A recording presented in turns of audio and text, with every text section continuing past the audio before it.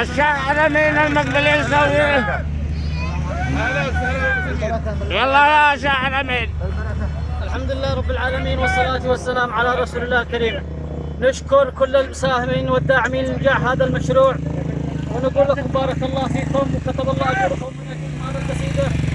كنا ما مثل خط التعاون فالمشاريع خط شغله تفوق على كل الطرق والخطوط.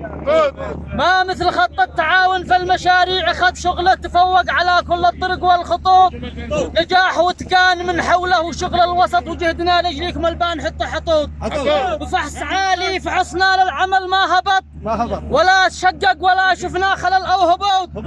اللون الاسود مع لون التراب اختلط، وفرش الاسفلت هذا اليوم حوله يحوط.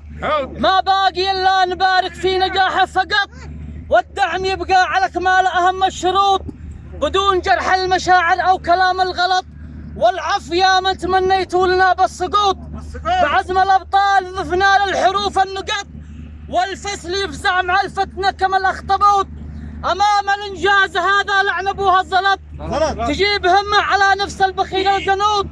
القلب مرتاح والصدر انشرح وانبسط، ومنظر الخط خفف للنفوس الضغوط.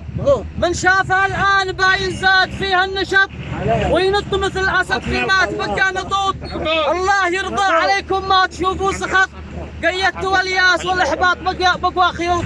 والسلام عليكم ورحمه الله.